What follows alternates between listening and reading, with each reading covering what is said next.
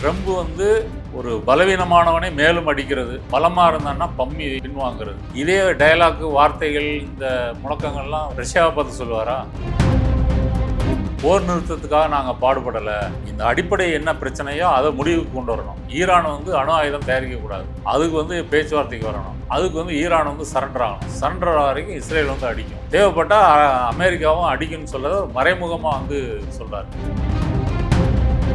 India Pakistan போர் நடக்கும்போது ஈரானுடைய வெளிநாட்டு அமைச்சர் வந்து பாகிஸ்தானுக்கும் போயிட்டு இந்தியாவுக்கும் போயிட்டு இந்த போரை வந்து நிறுத்த வேணும் அப்படின்னு சொல்லி அவர் வந்து முனைப்பெடுத்து முயற்சி செஞ்சார். அப்படிப்பட்ட ஈரானை வந்து இன்னைக்கு தாக்கப்படும் போது மோடியோ வெளியுறவுத்துறையோ கண்டு காணாமல் அமைதியாக இருக்கிறது வந்து ஒரு வெட்கி தலை குனிய வேண்டிய ஒரு விஷயம். தேவையில்லாமல் இன்றைக்கு வந்து மத்திய கிழக்கில் வந்து ஒரு பதட்டத்தை வந்து இஸ்ரேல் வந்து உருவாக்கி இருக்கிறது. இது ரொம்ப ஆபத்தானது. இதை வந்து உலக நாடுகள் வந்து கண்டிக்கணும். இந்தியா கூட இதுக்கு வந்து கண்டிக்கலை. ஏன் என்ன காரணம் அப்படின்னு கேட்டால், இஸ்ரேலுக்கு நேரடியான ஆதரவாக வந்து இந்தியா வந்து இருக்கு. மோடி பதவிக்கு வர்றதுக்கு முன்னாடி வந்து இந்தியா என்பது பாலஸ்தீனுடைய விடுதலையை ஆதரிக்கக்கூடிய ஒரு நாடாக இருந்தது. யாசர் அரஃபாத்தும் இந்திரா காந்தியெல்லாம் இருக்கக்கூடிய போட்டோஸ் எல்லாம் நீங்கள் பழைய இதில் நீங்கள் வந்து பார்க்கலாம். அப்படி வந்து பாலஸ்தீன் விடுதலைக்கு குரல் கொடுத்த இந்தியா இன்றைக்கு வெட்கி தலைகுனியும் விதத்தில் வந்து இஸ்ரேலுக்காக வந்து வக்காலத்து வாங்குது. இப்போ ஈரானுடைய அரசு டிவி வானொலி அதையும் வந்து இவங்க தாக்கி இருக்கிறாங்க. நேரலையில் அந்த பெண் வந்து செய்தி வாசிச்சுட்டு இருக்கும் போதே அந்த தாக்குதல் வந்து நடக்குது. அந்த தாக்குதல் நடக்கும்போது கட்டிடத்துக்கு வெளியே இருந்து ஈரான் டிவியினுடைய ரிப்போர்ட்டர் வந்து பேசுறாரு, எங்களை எல்லாம் காலி பண்ணி போக சொன்னாங்க, நாங்கள் போகலை, தைரியமாக தான் இங்கே தான் இருக்கிறோம் அப்படின்னு சொல்லிட்டு இருக்கும்போது பின்னாடி வந்து ஈரான் எதுக்கு வந்து சரண்டர் ஆகணும், என்ன தப்பு பண்ணுச்சு? நீங்கள் அணுசக்தி பேச்சுவார்த்தை நடக்கும்போது சர்வதேச அணுசக்தி முகமையிலேருந்து எல்லாம் வந்து வாங்கலாம் சொல்லிச்சு, அதுக்கு ஒத்துழைப்பு கொடுத்தது. இப்போதைக்கு இது ஈரானை வந்து அணு ஆயுதம் நீங்கள் தயாரித்து தான் ஆகணும்னு உந்தி தள்ளுவது அமெரிக்காவும் மேற்குலக நாடுகளும் இஸ்ரேலும் தான். ஈரானே அது வேணான்னு சொன்னாலும் வேற வழி இல்லாமல் அணுகுண்டையை வந்து தயாரிக்க வேண்டிய ஒரு நிலைக்கு வந்து ஈரானை வந்து இவர்கள் தள்ளி கொண்டு போகிறார்கள். ட்ரம்போடைய அந்த திமிர் பேச்சு வந்து அதுதான் காட்டுகிறது.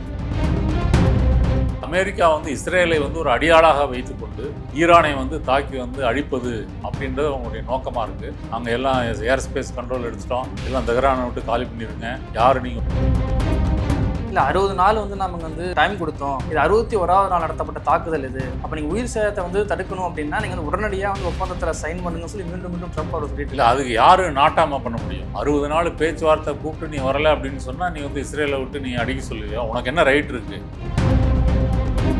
இஸ்ரேல் வந்து ஒரு புறம் ஈரானில் தாக்குதல் நடத்திட்டு இருக்கும்போதே இங்கே காசாலையும் குண்டு வீசி வந்து மக்களை வந்து கொல்லுது. நேற்று மட்டும் 70-80 பேர் வந்து கொண்டிருக்கிறாங்க. அதில் ஒரு 50-60 பேர் வந்து உதவி பொருட்கள் வருகிற வண்டிக்காக வந்து காத்திருக்கிறாங்க. அந்த வண்டிகளுக்காக காத்திருந்தவங்களை வந்து 50 பேரை வந்து கொண்டிருக்கிறாங்க. இது வரைக்கும் வந்து கிட்டத்தட்ட. நீர்த்திரை நேயர்களுக்கு வணக்கம். இன்று நம்மோடு இணைந்திருப்பவர் இடதுசாரி செயற்பாட்டாளர் திரு நாதன் அவர்கள். சார் வணக்கம் சார். சார், மீண்டும் ஒரு பதற்றமான சூழல் வந்து மத்திய கிழக்கில் வந்து உருவாகியிருக்கு. ஆல்ரெடி வந்து இஸ்ரேல் பாலஸ்தீன போர் வந்து போயிட்டு இருக்கு. அது தொடர்ச்சியாக வந்து இன்னைக்கு வந்து இஸ்ரேல் வந்து ஈரான் மீது ஆப்ரேஷன் ரைசிங் லயனுங்கிற பேரில் ஈரானுடைய அணுசக்தி முகாம்கள் மேலேயும் முக்கிய தளவாடங்கள் மேலே வந்து தாக்குதல் நடத்தினதில் 6 வந்து அணுசக்தி விஞ்ஞானிகள் முக்கிய தளபதிகள் வந்து கொல்லப்பட்டிருக்காங்க. இதுக்கு எதிர்த்தாக்குதலாக ஈரானும் வந்து இஸ்ரேல் மீது வந்து தாக்குதல் நடத்தியிருக்காங்க. சார், இது எப்படி பார்க்குறீங்க சார்? தாக்குதலுடைய பின்னணி வந்து ஈரான் வந்து ஒரு 60% வந்து யுரேனியத்தை வந்து செறிவூட்டி இருக்குது. அது 90% மாறும்போது அவங்களால 6 மாசத்துல இருந்து ஒரு 1.5 வருஷத்துக்குள்ள வந்து அணுகுண்டு தயாரிக்க முடியும்.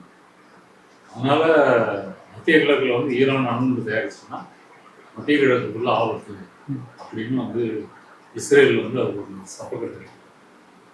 ஈரானை பொறுத்த வரைக்கும் 10 ஆண்டுகளாகவே சர்வதேச அணுசக்தி முகாமை இருக்குல்ல, அவங்களுடைய அதிகாரிகள் வரலாம், பார்வையிடலாம் அப்படின்னு சொல்லி பேச்சுவார்த்தையில் தான் இருக்கிறாங்க. நாங்கள் வந்து அணுசக்தியை வந்து அமைதி வழி நடவடிக்கைகள் மட்டும்தான் பயன்படுத்துகிறோம் அப்படின்னு அவங்க திரும்ப திரும்ப சொல்கிறாங்க. ஆனால் அதையெல்லாம் ஏற்றுக்கொள்ளாமல் ட்ரம்ப் வந்து போன டேர்மில் 2018 அதிபராக இருக்கும்போது அந்த பேச்சுவார்த்தையில் வந்து அமெரிக்காவை விலக்கி கொள்கிறாங்க. அதன் பிறகு வந்து ஈரான் மேலே வந்து ஏற்கனவே போட்டிருந்த தடைகளோட அதிக தடைகள் வந்து போடுறாங்க. ஈரான் வந்து இந்த அணுசக்தி மையங்கள் பல இடங்கள்ல இருக்கு. அதுல வந்து பேஸ்மெண்ட்ல நல்ல டீப்பான இடத்துல வந்து செஞ்சுட்டு இருக்காங்க. இஸ்ரேலும் அமெரிக்காவும் என்ன நினைக்குதுன்னா, இது ஆக்சுவலா 2 நாடுகளும் சேர்ந்து நடத்துகின்ற போதும். அமெரிக்காவும் இஸ்ரேலும், அமெரிக்கா நேரடியாக பங்கேற்கலனாலும் ஆயுத தளவாடங்களை கொடுக்குறதா இருக்கும், ஈரான்ல வரக்கூடிய ஏவுகணைகளை வழிமறித்து அடிப்பதாக இருக்கும், இது எல்லாத்துக்கும் அப்புறம் உளவு தகவல்கள், சேட்டலைட்டு, இது எல்லாமே வந்து அமெரிக்கா வந்து செய்யும். ரெண்டாவது வந்து பாலஸ்தீனில் வந்து ஹமாஸ் இருக்காங்க, லெபனான்ல வந்து ஹிஸ்புல்லா இருக்காங்க, ஏமன்ல வந்து ஒரு ஹவுத்தி கிளர்ச்சியாளர்கள் இருக்கிறாங்க. இவங்க எல்லாத்துக்கும் வந்து ஈரான் தான் சப்போர்ட் பண்ணுது. அதனால இஸ்ரேலின் எதிரிகளை எல்லாம் ஒழிக்கணும் அப்படின்னு சொன்னா ஈரானை வந்து ஒழிக்கணும், இப்படி ஒரு காரணம் சொல்றாங்க. அதனாலதான் இஸ்ரேல் வந்து வெள்ளிக்கிழமை திடீர்னு எந்த ஒரு முகாந்திரமும் இல்லாம திடீரென்று வந்து தாக்குதல் நடத்தியிருக்கு. ரெண்டாவது, ஈரானுக்குள்ள தன்னுடைய உளவாளிகளை வந்து உருவாக்கி அல்லது அனுப்பி அங்க வந்து இராணுவ தளபதிகளுடைய நடமாட்டத்தை வந்து கண்டறிந்து அங்கேயே வந்து ட்ரோன்களை கடத்தி கொண்டு போய் அந்த ட்ரோன்கள் மூலமாக வந்து உளவு பார்த்து துல்லியமாக வந்து ஒரு 9 விஞ்ஞானிகள், ஒரு 5-6 தளபதிகள், எல்லாம் முக்கியமான தளபதிகள், இவங்களை வந்து கொண்டிருக்கிறாங்க. மொத்தமா 224 பேர் இது வரைக்கும் கொல்லப்பட்டிருக்கிறாங்க.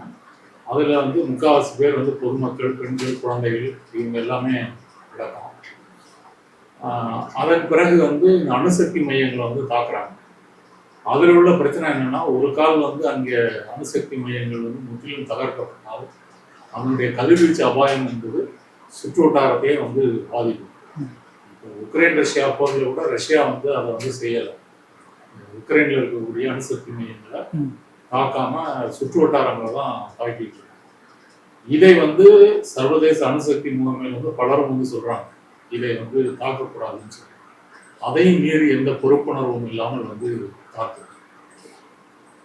அதே போல வந்து இராணுவ தளபதிகள் யாரெல்லாம் செயின் கமாண்ட்ல வந்து வந்துட்டே இருக்கிறாங்களோ அவங்கள ஒருத்தரையா வந்து கொலை செய்கிறது அப்படின்னு நடக்குது. இப்ப சுப்ரீம் லீடரா இருக்கக்கூடிய அய்யத்துல்லா அலி காமேனி அவரை வந்து நீக்கிவிட்டு அவரை கொன்று விட்டால் இந்த மோதல் வந்து பெருசாகும்னு சொல்றாங்க. பெருசாகாது, மோதல் வந்து முடிவுக்கு வந்துடும் அப்படின்னு நெதன்யாகு வந்து பகிரங்கமா வந்து கூறுறாரு. தொடர்ந்து இப்படி வந்து, ஏன்னா ஈரானை பொறுத்த வரைக்கும் 1989 வரைக்கும் அவங்க 10 ஆண்டுகளாக ஈராக் கூட சண்டை போடுறாங்க. அந்த 2 நாடுகளுக்கு சதாம் ஹுசேன் இருக்கும்போது அந்த சண்டையில வந்து வெற்றி தோல்வி இல்லாம 2 நாடுகளுக்கும் பல இழப்பு, 10 லட்சத்துக்கும் மேற்பட்டவர்கள் வந்து கொல்லப்படுறாங்க. அதற்கு பிறகு ஒரு போர் சூழலை இப்பதான் வந்து இஸ்ரேலிய ஈரானிய மக்கள், இளைஞர்கள் வந்து பார்க்குறாங்க. இது வந்து அவங்களுக்கு வந்து புதுசு. எரியிற கொள்ளியில எண்ணெய் ஊத்துற மாதிரி ட்ரம்ப் வந்து இதை வந்து உசுப்பி விடுறத வந்து செஞ்சுட்டு இருக்கிறார். ட்ரம்ப் முதல்ல இந்த தாக்குதல் ஆரம்பிச்ச போது என்ன சொன்னாங்கன்னா, இது வந்து எக்ஸலண்ட் அப்படின்னு வந்து பாராட்டினார். இப்ப என்ன சொல்றாருன்னா, தெஹ்ரான் மட்டும் எல்லாம் காலி பண்ணி போயிருங்க, இங்க இருக்காதீங்க அப்படின்னு சொல்றாரு. மூன்றாவதாக வந்து ஈரானுடைய ஏர் ஸ்பேஸ் வந்து எங்க கண்ட்ரோலுக்கு வந்துருச்சு, இப்ப நான் நினைச்சா என்ன வேணா செய்ய முடியும் அப்படின்னு வந்து ட்ரம்ப் வந்து சொல்றாரு. அவர் G7 மாநாட்டில் இருந்து கனடால இருந்து ஒரு நாள் முன்னதாக திரும்பி வர்றது இந்த போரை நிறுத்துவதற்காக அப்படின்னு சொல்லி பிரான்ஸ் அதிபர் மேக்ரோன் வந்து சொல்றாரு. ட்ரம்ப் ஒன்று என்ன சொல்றாரு, அவர் ஒரு விளம்பர விரும்பி, அதனால சொல்றாரு நான் போர் நிறுத்தம் இல்லை, நீ எதிர்பார்க்காத ஒன்று செய்ய போறேன் அப்படின்ற மாதிரி ட்ரம்ப் வந்து தெரிவிச்சிருக்கிறார். அப்போ இதெல்லாம் சேர்ந்து வந்து அமெரிக்காவை பொறுத்த வரைக்கும் மற்ற மத்திய கிழக்கு நாடுகள்லாம் தங்களுடைய கண்ட்ரோலில் கொண்டு வந்துட்டோம். அநேகமாக எல்லா நாடுகள்லையும் ஈரானை தவிர எல்லா நாடுகள்லையும் வந்து அமெரிக்க இராணுவ தளங்கள் வந்து இருக்குது. அந்த வகையில் அந்த நாடுகள் வந்து இஸ்ரேலோடையும் வந்து பணிஞ்சு போயிட்டாங்க. இப்போ வந்து ஈரான் மீதான தாக்குதலை வந்து எல்லா வளைகுடா நாடுகளும் வந்து கண்டிக்கிறாங்களே தவிர செயலளவில் வந்து ஈரானுக்கு யாரும் வந்து ஆதரவு கொடுக்கல. இந்த நிலைமையில தான் ஈரான் வந்து ஒரு தனிமைப்படுத்தப்பட்ட சூழலில் வந்து சண்டை போடுது. இஸ்ரேலுடைய விமானங்கள் நேராக போய் தாக்குற மாதிரி ஈரானுடைய விமானங்கள் வந்து நேராக இஸ்ரேலில் போய் தாக்க முடியாது. ஏன்னா எல்லாம் பழைய ரஷ்யன் டைப் விமானங்கள். இப்போ நவீன தொழில்நுட்பத்துக்கு ஏற்ற விமானங்கள் வந்து அவங்களுக்கு வந்து இல்லை. ஆனால் இந்த இடைக்காலத்தில் வந்து ஈரான் வந்து ஏவுகணை தொழில்நுட்பத்தில் வந்து வெகுவாகவே முன்னேறி இருக்கு. அவங்கள்ட்ட இருக்கிற ஏவுகணைகள்லாம் வந்து நிறைய வெடிமருந்துகளை கொண்டுட்டு தொலைதூரம், குறுகிய தூரம், நடுத்தர தூரம் இதில் போய் வந்து தாக்கக்கூடிய ஏவுகணைகள் வந்து அவங்கள்ட்ட இருக்கு. இதற்கு வந்து சைனா, துருக்கி, ரஷ்யா இந்த நாடுகள்லாம் வந்து அவங்களுக்கு வந்து ஒரு ஒத்துழைப்பு கொடுத்துருக்குறாங்க. அந்த பலம் மட்டும்தான் ஈரான் வந்து இருக்குது. ரெண்டாவது, அவங்களுடைய ஏர் டிஃபென்ஸ் சிஸ்டமும் வந்து பழைய ரஷ்யன் டைப்பு தான், அந்த S-300 சொல்றது. அதுவும் வந்து அதையும் மீறி வந்து இஸ்ரேலுடைய விமானங்கள் குண்டு வீசுறதா இருக்கட்டும், ஏவுகணைகள் ட்ரோனாக தாக்குறதா இருக்கட்டும், இது வந்து நடக்குது. இப்போதைக்கு வந்து தெஹ்ரான்ல இருந்து சில மக்கள் வந்து கார்கள்ல இருந்து வெளியேறாங்க. அந்த காட்சிகளை நம்மளால பார்க்க முடியும். ஆனா மெஜாரிட்டி மக்கள் அங்க வந்து காலி பண்ணாம அங்கதான் வந்து இருக்கிறாங்க. இஸ்ரேலினுடைய அமெரிக்கா 2 பேருடைய நோக்கம் என்னன்னா, இந்த அலி காமேனியை வந்து அகற்றி விட்டு ஈரான்ல வந்து ஏதாவது ஒரு புரட்சி நடந்து ஒரு ஆட்சி மாற்றம் வந்தால் அவங்க நம்மளுடைய கண்ட்ரோல் வந்து இருப்பாங்க. அதனால ஈரானுடைய அரசியல் தலைமையை அழிக்க வேண்டும் அப்படின்றது இஸ்ரேலுடைய நோக்கமா இருக்கு. கண்டிப்பா இதற்கு வந்து மறைமுகமாக அமெரிக்காவும் ஆதரவு கொடுக்கும். முதல்ல வந்து வந்த செய்தி என்னன்னா, அலி காமேனியை வந்து கொல்வதற்கு இஸ்ரேல் முயன்றதாகவும் அமெரிக்கா அதை தடுத்து விட்டதாகவும் அப்படி ஒரு தகவல் உண்டு. ஆனா உண்மையிலேயே அப்படி ஈரான்ல வந்து, ஏன்னா ஈரானை பொறுத்த வரைக்கும் ஒரு மதம் சார்ந்த நாடு, ஒரு அடிப்படை வாத கோட்பாடுகளை வந்து வைத்து கொண்டுதான் ஆளுகின்ற நாடு. ஆனால் உள்நாட்டிலே நிறைய அதிருப்திகள் இருக்கு, எதிர்ப்பு இருக்கு. சில வருடங்களுக்கு முன்னாடி வந்து அந்த ஹிஜாப் அணியிற போராட்டம் அதெல்லாம் நடந்துச்சு. அதனால வந்து இஸ்ரேல் வந்து அந்த எதிர்ப்புகளை வந்து பயன்படுத்தி கொண்டு இங்கே ஒரு ஆட்சி மாற்றத்தை உருவாக்கிடலாம் அப்படின்னு நினைக்குது. இப்ப இந்த ரெஜிம் சேஞ்ச் வருமா அப்படின்னு வந்து இஸ்ரேல் எதிர்பார்க்கறது நடக்குமான்னு கேட்டால் அப்படி இல்லை. இப்ப ஈரானிய மக்களை பொறுத்த வரைக்கும் எல்லாருமே வந்து கடுங்கோபத்தில் இருக்கிறாங்க. சும்மா இருந்த நாட்டு மேல வந்து குண்டை போடுறானே, அழிக்கிறானே, பொதுமக்களை சொல்றானே அப்படின்னு சொல்லி ஈரானிய மக்கள் வந்து அமெரிக்க இஸ்ரேல் எதிர்ப்புணர்வுக்கு தான் அவங்க வந்து நிற்கிறாங்களே தவிர இஸ்ரேல் நினைப்பது போல அந்த ஆட்சி மாற்றம் வந்து அவங்க நடக்கலை.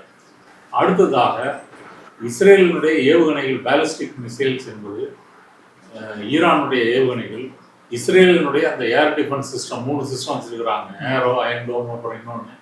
இதை 3ஐயும் வந்து தகர்த்து கொண்டு டெல் அவீவில் வந்து தாக்கியிருக்குது. அப்புறம் ஹைஃபான்னு ஒரு துறைமுகம் வடக்கில் இருக்குது. அந்த துறைமுகத்தில் இருக்கக்கூடிய ஆயில் ரிஃபைனரி அதை வந்து தாக்கியிருக்கிறாங்க. அதனுடைய செயல்பாடுகள் பாதிக்கப்பட்டு இப்போ அங்கே வந்து எரிபொருள் விநியோகம் என்பது வந்து இஸ்ரேலில் கடுமையாக வந்து பாதிக்கப்பட்டிருக்குது. ஈரானுடைய தாக்குதலில் இது வரைக்கும் 28 பேர் வந்து கொல்லப்பட்டிருக்கிறாங்க. அப்போ நம்மளுடைய பாதுகாப்பு தடுப்புகளை தாண்டி ஈரானுடைய ஏவுகணைகள் வர முடியும் அப்படின்றது இஸ்ரேலுக்கு வந்து ஒரு புதிய பாடம்.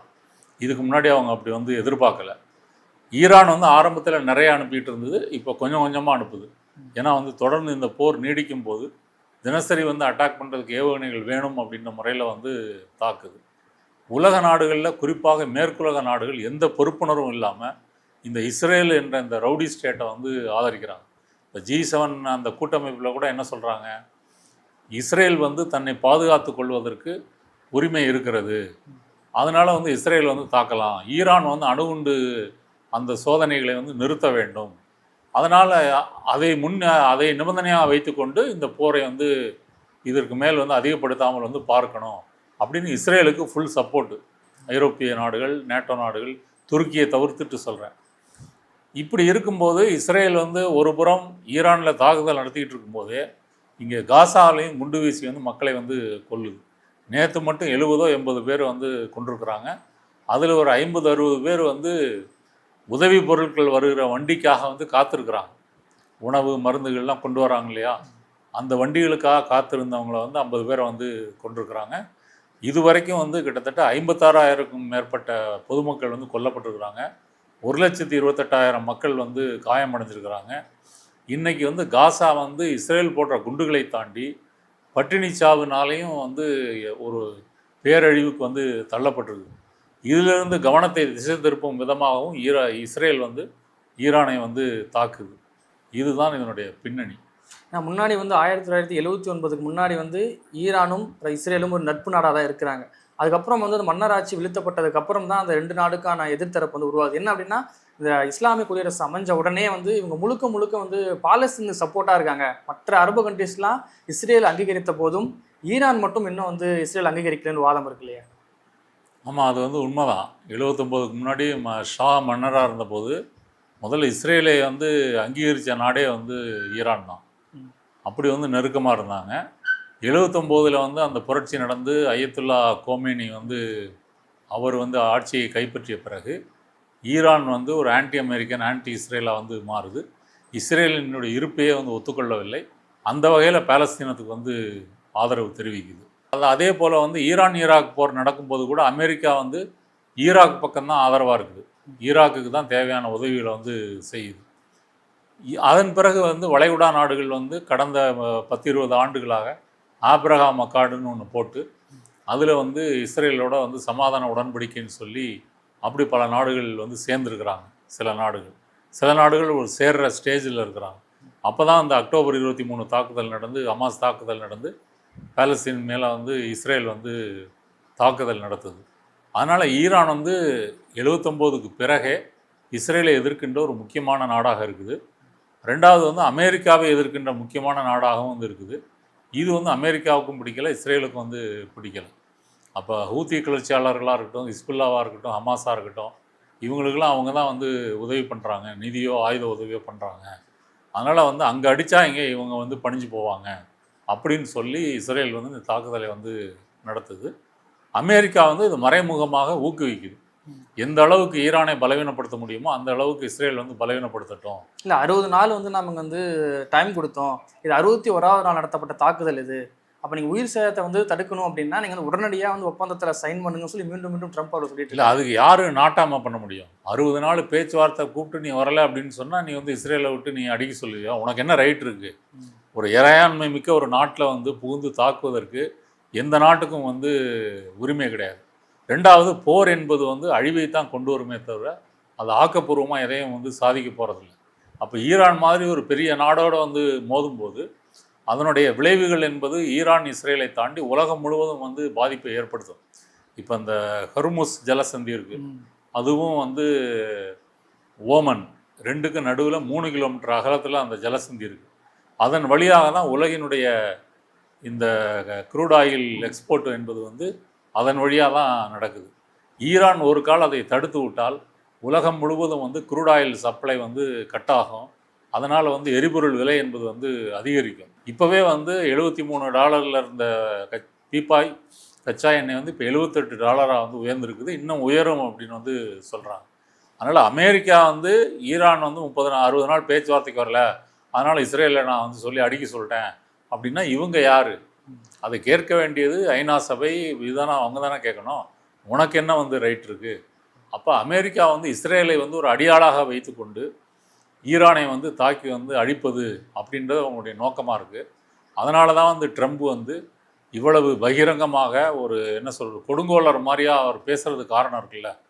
நாங்கள் எல்லாம் ஏர் ஸ்பேஸ் கண்ட்ரோல் எடுத்துட்டோம், எல்லாம் தெஹ்ரானை விட்டு காலி பண்ணிடுங்க, யாரும் நீங்கள் உயிர் வாழ முடியாது, இப்படிலாம் வந்து அவர் பேசுகிறாரு. இப்படி பேசுவதற்கு அவருக்கு என்ன உரிமை இருக்கிறது அப்படின்றதான் நம்முடைய கேள்வி. இப்போ நேற்று கூட ட்ரம்ப் அவர் ஒரு ட்வீட் வந்து போட்டிருந்தார். என்ன போட்டுறாரு அப்படின்னா, இது ஈரானுடைய உச்சபட்ச அதிகாரி வந்து எங்கே இருக்காருன்னு எங்களுக்கு தெரியும், ஆனால் கொள்றது எங்கள் நோக்கம் கிடையாது, நீங்கள் வந்து அன்கண்டிஷனல் சரண்டர் வந்து ஆகுங்க, உடனே நிபந்தனை என்று சரணடைங்கன்னு சொல்லி ட்வீட் போட்டிருக்காரு. ஆமாம், நீங்கள் வந்து முழுமையாக சரண்டர் ஆகணும் அப்படின்னு சொல்லி வந்து போட்டிருக்கிறாரு. ஈரான் வந்து அப்படி ஒன்றும் சரண்டர் ஆகாது. ஈரான் எதுக்கு வந்து சரண்டர் ஆகணும்? என்ன தப்பு பண்ணுச்சு? நீங்கள் அணுசக்தி பேச்சுவார்த்தை நடக்கும்போது சர்வதேச அணுசக்தி முகமையிலேருந்து எல்லாம் வந்து வாங்கன்னுலாம் சொல்லிச்சு, அதுக்கு ஒத்துழைப்பு கொடுத்தது. இப்போதைக்கு இது ஈரானை வந்து அணு ஆயுதம் நீங்கள் தயாரித்து தான் ஆகணும்னு உந்தி தள்ளுவது அமெரிக்காவும் மேற்குலக நாடுகளும் இஸ்ரேலும் தான். ஈரானே அது வேணான்னு சொன்னாலும் வேறு வழி இல்லாமல் அணுகுண்டை வந்து தயாரிக்க வேண்டிய ஒரு நிலைக்கு வந்து ஈரானை வந்து இவர்கள் தள்ளி கொண்டு போகிறார்கள். அதுதான் ட்ரம்போடைய அந்த திமிர் பேச்சு வந்து அதை தான் காட்டுகிறது. நீங்கள் மொத்தமாக சரண்டர் ஆகணும், கல்ஃபில் இருக்கக்கூடிய அமெரிக்க தளங்களை வந்து நீங்கள் தாக்குனீங்கன்னு சொன்னால் நாங்களும் நேரடியாக போரில் ஈடுபடுவோம் அப்படின்னு வந்து சொல்வதற்கு காரணம் வந்து அதுதான். இப்போவும் வந்து இஸ்ரேல் வந்து ஈரானுடைய அந்த அணுசக்தி நிலையங்களுடைய மேற்பரப்பு கட்டிடங்களைத்தான் அழிக்க முடியுது. டீப்பாக உள்ள போய் அழிக்கணும்னு சொன்னால் அமெரிக்காவிட்ட அந்த பாம் வந்து இருக்குது. அந்த பாம் வந்து B2ன்னு ஒரு விமானம் இருக்குது. அந்த விமானத்தில் வந்து 12,000-13,000 கிலோ வெடிபொருந்தை ஏற்றி கொண்டு அது வந்து ஒரு பங்கர் பாம் டைப்பு. அதிலிருந்து போட்டால் மட்டும்தான் அது தரையை துளைத்து கொண்டு போய் வந்து தகர்க்கக்கூடிய வல்லமை வந்து இருக்குது. அது வந்து இஸ்ரேல்கிட்ட வந்து இல்லை. இஸ்ரேல் நெதன்யாகு என்ன நினைக்கிறாருன்னா, இதில் ஏதாவது ஒரு அமெரிக்க தளங்கள் தாக்கப்பட்டு அப்படி எதுவும் பிரச்சனை வந்து அமெரிக்கா நம்ம கூட வந்துடும், அமெரிக்காவும் தாக்குதல் நடத்தும் அப்படின்னு வந்து சொல்கிறாங்க. அப்படி வந்து அமெரிக்கா தலையிட்டு அந்த பங்கர் பாம் டைப்பு பாம்பை வந்து போட்டுச்சுன்னு சொன்னால் ஈரானில் வந்து கதிர்வீச்சு அபாயம் வந்து ஈரான் மட்டும் இல்லை, அந்த பிராந்தியத்துக்கே அது ஒரு பேரழிவை வந்து கொண்டு வரும்.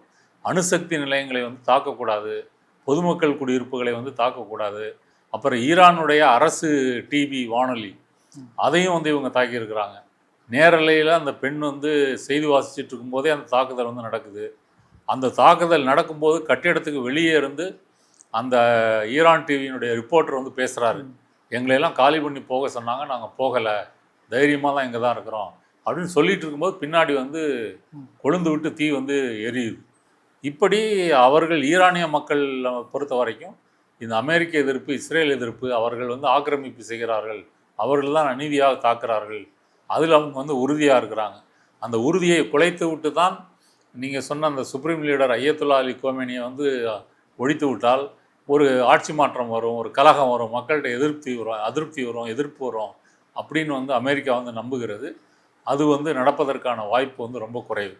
ஏன்னா இப்போ இஸ்ரேல்கிட்ட வந்து மிக அதிக தொழில்நுட்பமான இப்போ F-16 வரைக்குமான இந்த தலைமுறைக்கான ஜெட் வரைக்கும் இருக்குது, F-35 வரைக்கும் இருக்குது. அப்படி இருக்கும்போது ஈரான்கிட்ட வந்து ரொம்ப பழமையான வான் ஆயுதங்களும் ஜெட்டும் தான் இருக்கிறது. தாக்கு பிடிக்க முடியுமா இஸ்ரேல் தாக்குதலை ஈரான்? அதான் முதலே சொன்னேன், ஈரான்கிட்ட வந்து விமானங்கள் வந்து அவ்வளவு எஃபெக்டிவான விமானங்கள் இல்லை. இப்போ இருக்கக்கூடிய ஜென்ரேஷன் விமானங்கள் வந்து ஈரான்கிட்ட வந்து இல்லை.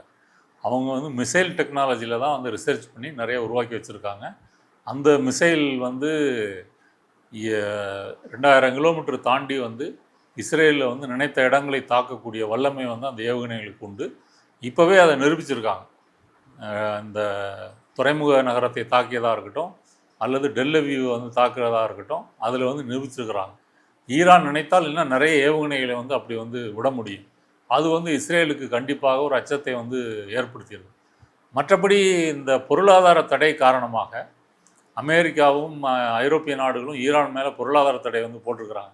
அந்த பொருளாதார தடை காரணமாக முழுமையாக வந்து அவங்க வர்த்தகம் பண்ண முடியலை. அவங்கள்ட்ட வந்து குரூட் ஆயில் வாங்கணும்னு சொன்னால் சைனா தான் கணிசமாக வந்து வாங்குது. இந்தியாலாம் முன்ன வாங்கிட்டு இருந்துச்சு. அப்புறம் அமெரிக்கா கூட்டு மிரட்டினோடனே இந்தியா வந்து அதை குறைத்து விட்டது.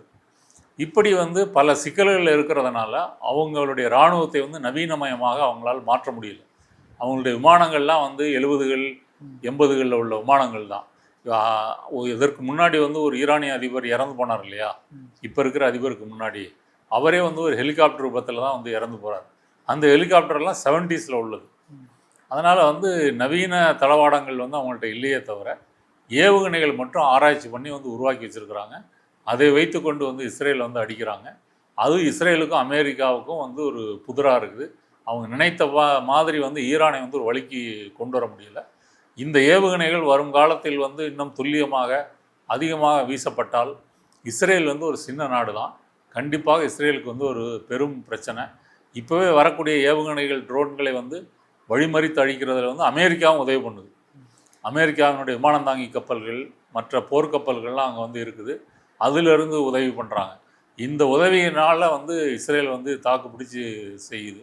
ஈரான் வந்து இராணுவத்துக்கு எவ்வளவு செலவழிக்குதோ அதை விட ஒரு 3 மடங்கு அதிகமாக வந்து இஸ்ரேல் செலவழிக்குது. இவ்வளவுக்கும் இஸ்ரேலில் வந்து 1 கோடிக்கும் குறைவான மக்கள். ஈரானை பொறுத்த வரைக்கும் 9 கோடி மக்கள் வந்து இருக்கிறாங்க.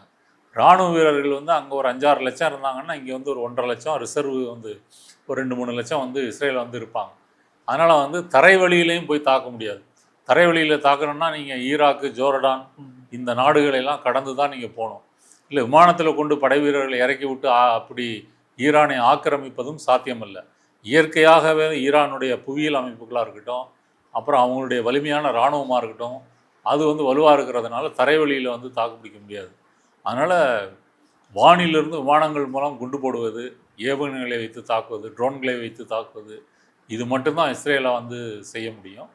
தேவையில்லாமல் இன்றைக்கு வந்து மத்திய கிழக்கில் வந்து ஒரு பதட்டத்தை வந்து இஸ்ரேல் வந்து உருவாக்கி இருக்கிறது. இது ரொம்ப ஆபத்தானது. இதை வந்து உலக நாடுகள் வந்து கண்டிக்கணும். இந்தியா கூட இதுக்கு வந்து கண்டிக்கலை. ஏன், என்ன காரணம் அப்படின்னு கேட்டால், இஸ்ரேலுக்கு நேரடியான ஆதரவாக வந்து இந்தியா வந்து இருக்குது. மோடி பதவிக்கு வர்றதுக்கு முன்னாடி வந்து இந்தியா என்பது பாலஸ்தீனனுடைய விடுதலையை ஆதரிக்கக்கூடிய ஒரு நாடாக இருந்தது.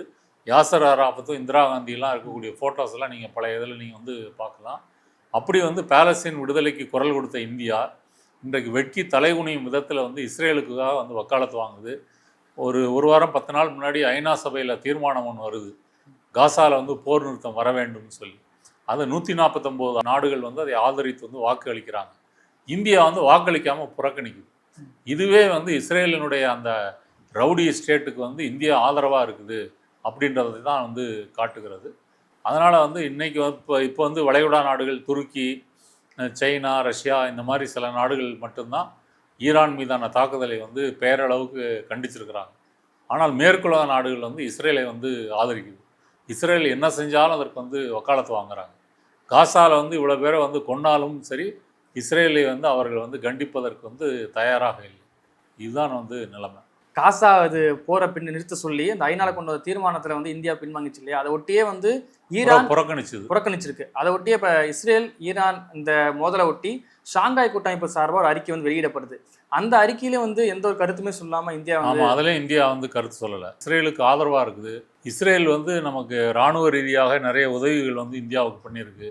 அந்த பெகாசஸ் மென்பொருளாக இருக்கட்டும், ரேடாராக இருக்கட்டும், பல முக்கியமான டெக்னாலஜி பொருட்கள் எல்லாம் வந்து இஸ்ரேல் வந்து இந்தியாவுக்கு வந்து கொடுத்துருக்குது. மோடி வந்த பிறகு மோடி ஒரு வலதுசாரி அப்படின்ற காரணத்தினாலேயும், முஸ்லீம்களை எதிர்க்கக்கூடியவர்ன்ற காரணத்தினாலேயும் இந்த பாரதிய ஜனதா என்டிஏ அரசாங்கம் என்பது நேரடியாக இஸ்ரேல் பக்கம் நிற்கக்கூடிய ஒரு நாடாக வந்து மாறிவிட்டது. இதுவும் வந்து நம்மளுடைய வெளியுறவு கொள்கைக்கு வந்து ஒரு அவமானத்தை வந்து கொடுத்துருக்குது. இந்தியா பாகிஸ்தான் போர் நடக்கும்போது ஈரானுடைய வெளிநாட்டு அமைச்சர் வந்து பாகிஸ்தானுக்கும் போயிட்டு இந்தியாவுக்கும் போயிட்டு இந்த போரை வந்து நிறுத்த வேணும் அப்படின்னு சொல்லி அவர் வந்து முனைப்பெடுத்து முயற்சி செஞ்சார். அப்படிப்பட்ட ஈரானை வந்து இன்றைக்கி தாக்கப்படும் போது மோடியோ வெளியுறவுத்துறையோ கண்டும் காணாமல் அமைதியாக இருக்கிறது வந்து ஒரு வெட்கி தலை குனிய வேண்டிய ஒரு விஷயம். நான் எப்படி வர்த்தகத்தை பயன்படுத்தி இந்தியா பாகிஸ்தான் வார நிறுத்தனோ அதே மாதிரி இதே வர்த்தகத்தை பயன்படுத்தி நான் இஸ்ரேல் ஈரானுடைய அந்த மோதலையை வந்து நிறுத்த போகிறதா ட்ரம்ப் அறிவிச்சிருக்காரு சார். இல்லை, அவர் அப்படி சொல்லலை. அதாவது ஈரான் இஸ்ரேலுக்கு வந்து ஒரு சீஸ்ஃபயர் வந்து வராது, ஒரு போர் நிறுத்தம் என்பது வராது. மாறாக இந்த பிரச்சனை ஒரு முடிவுக்கு வரும். அவர் என்ன சொல்கிறாருன்னா, ஈரான் வந்து சரண்டர் ஆகி அணு ஆயுதங்கள் தயாரிக்க மாட்டேன் அப்படின்னு சொல்லி ஒரு முடிவுக்கு கொண்டு வரும் அப்படின்னு மிரட்டல் துணியில் தான் சொல்லியிருக்காரே தவிர ஒரு போர் நிறுத்தம் என்பதை கூட போர் நிறுத்தம்லாம் வராதுன்னு சொல்கிறார். போர் நிறுத்தத்துக்காக நாங்கள் பாடுபடலை, இந்த அடிப்படை என்ன பிரச்சனையோ அதை முடிவுக்கு கொண்டு வரணும். ஈரான் வந்து அணு ஆயுதம் தயாரிக்கக்கூடாது, அதுக்கு வந்து பேச்சுவார்த்தைக்கு வரணும், அதுக்கு வந்து ஈரான் வந்து சரண்டர் ஆகணும், சரண்டர் ஆகிற வரைக்கும் இஸ்ரேல் வந்து அடிக்கும், தேவைப்பட்டால் அமெரிக்காவும் அடிக்குன்னு சொல்கிறத மறைமுகமாக வந்து சொல்கிறார். அதனால் இந்த போர் நிறுத்தம் அப்படின்றதை அவர் வந்து விரும்பலை. போர் நிறுத்தம் அப்படின்றத வந்து விரும்பாததுக்கு காரணம் ஈரானை வந்து அப்படி வந்து வழிக்கு கொண்டு வர முடியாது அப்படின்னு வந்து அவர் கருதுகிறாரு. மற்றபடி ட்ரம்ப் பேச்சை வந்து நம்ம சீரியஸாக எடுத்துக்க முடியாது. ஒன்று முன்னே மாற்றி பேசுவார். ஆனால் அமெரிக்காவினுடைய அந்த டீப் ஸ்டேட் இருக்கு இல்லையா, அந்த அரசு இயந்திரம், அவங்க வந்து இஸ்ரேலுக்கு நெருக்கமாக தான் இருக்கிறாங்க. இந்த போரில் வந்து இஸ்ரேலை முழு மனதோடு ஆதரிக்கிறாங்க. வருடம் வந்து இஸ்ரேலுக்கு வந்து பணம் கொடுக்குறதா இருக்கட்டும் அல்லது ஆயுதங்கள் கொடுக்குறதா இருக்கட்டும், இதை வைத்து கொண்டு தான் இஸ்ரேல் வந்து இங்கே ஆட்டம் போடுகிறது. அது வந்து இன்றைக்கு உலகம் முழுவதும் வந்து காசாவில் போரை நிறுத்து, பாலஸ்தீன மக்களை காப்பாற்று அப்படின்ற ஆர்ப்பாட்டம் வந்து அமெரிக்காலையும் ஐரோப்பாவிலையும் வந்து நடக்குது. இதை வந்து இப்போ இந்த ஐநா சபையில் வந்த தீர்மானத்தை கூட ஜெர்மனி, ஆஸ்திரேலியா போன்ற அமெரிக்காவினுடைய நட்பு நாடுகளே வந்து அந்த தீர்மானத்தை ஆதரித்து வாக்கு போட்டிருக்காங்க அப்படின்னு சொன்னால் அந்த அளவு ஒரு ப்ரெஷர் வந்து மக்கள் மத்தியில் வந்து இருக்குது. பாலஸ்தீனில் வந்து இவங்க பண்ண இந்த பயங்கரவாத நடவடிக்கைகளை எதிர்த்து. அதே போல் வந்து ஈரானையும் இவர்கள் அப்படி பண்ணாங்க அப்படின்னு சொன்னால் கண்டிப்பாக மக்கள் மத்தியில் வந்து ஒரு சிம்பதியை வந்து ஏற்படுத்தும். அதன் மூலமாக ஒரு ப்ரெஷர் வந்து வரும்.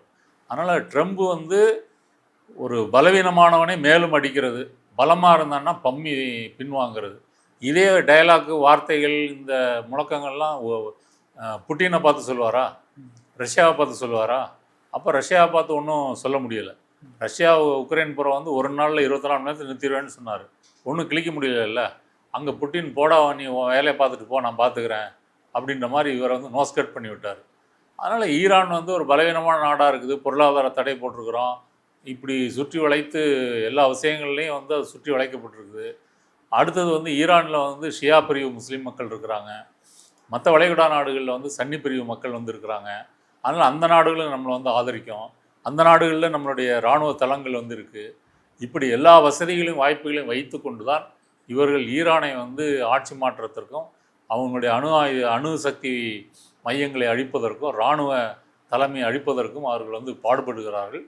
ஆனால் ஈரான் வந்து அதற்கு அடிபணியவில்லை என்பது தான் அதனுடைய மிசைல் தாக்குதல் என்பது இவர்களுடைய ஏர் டிஃபென்ஸ் சிஸ்டத்தையும் ஊடுருவி உள்ளேயே வந்து தாக்க முடியும் அப்படின்றத நிரூபிச்சிருக்காங்க. ஓகே சார், இவ்வளோ நேரம் நிகழ்வில் கலந்து கொண்டு கருத்துக்களை பயன் நமக்கு நன்றி சார். நன்றி.